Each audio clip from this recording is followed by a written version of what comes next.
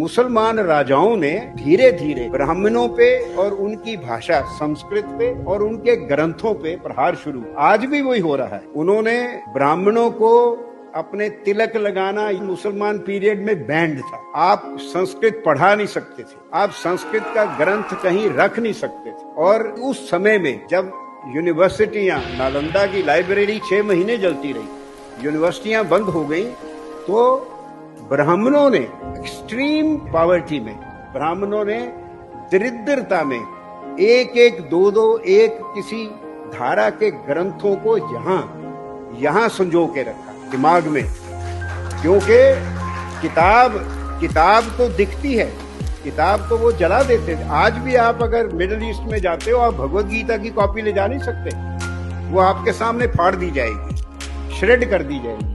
वो यहाँ होता था। जो पंडित परंपरा थी, हर गांव में पंडित था, वो टीचर भी था, वैद्य भी था और सलाह देने वाला साइकेट्रिस्ट भी था। वो पंडित जो ब्राह्मण थे, वो moral examples, social role models and intellectual leaders थे सोसाइटी के। They organize the resistance and that is why wherever the Muslim armies, they captured even a small town, they did 4 things one after the other. They destroyed the temple, built the mosque, because the Brahmins used to live around the temple. They slaughtered the Brahmins wholesale, because they knew that they are the ones who organized the resistance. They killed all male children 5 years and above, and they carried away number 4 all the young girls. This they did everywhere. In North India, you don't have a single big temple left. पंडित जो थे, वो एक पांडुलिपि को सोने से ज्यादा कीमती समझते थे। सोना दे देते थे, कोई छीनने आता था, पर पांडुलिपि नहीं दिखाते थे, पांडुलिपि नहीं देते थे।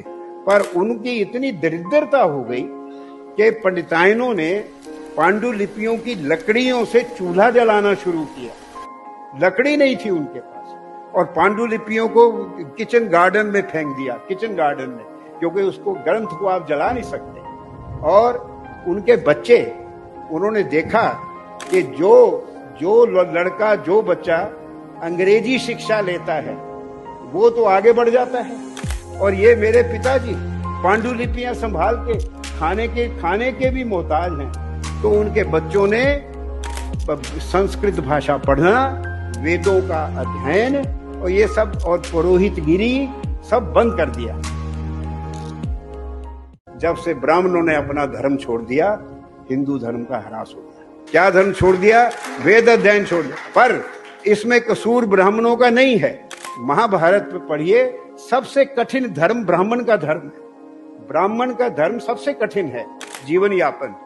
वो कृषि नहीं कर सकता, बिजनेस नहीं कर सकता, वो कोई सेवा वाले पैसा लेके सेवा नहीं कर सकता। उसका काम था ज्ञान अर्जन, ज्ञान का वांचना और मंदिर की सेवा और कर्मकांड। 16 संस्कार होते हैं हमारे जीवन में, जन्म से लेके क्रियाकर्म तक हर एक में ब्राह्मण की जरूरत होती है।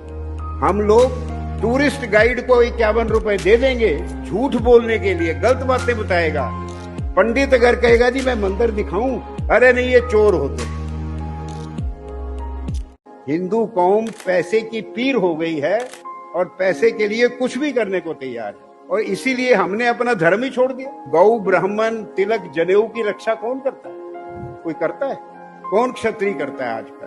हम अपने आप को भूले बैठे हैं, हम कुछ जानते नहीं। बड़ा खुश हैं हम, पैसा है, पैसा मिल रहा है।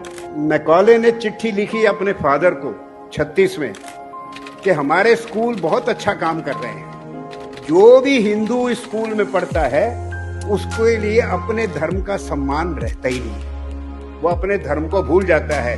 ये धर्म परिवर्तन से ज्यादा अच्छा है। आज भी हो रहा है। हमारे बच्चे स्कूलों, मिशन स्कूल जाके ये तो एकदम सीख जाते हैं। ये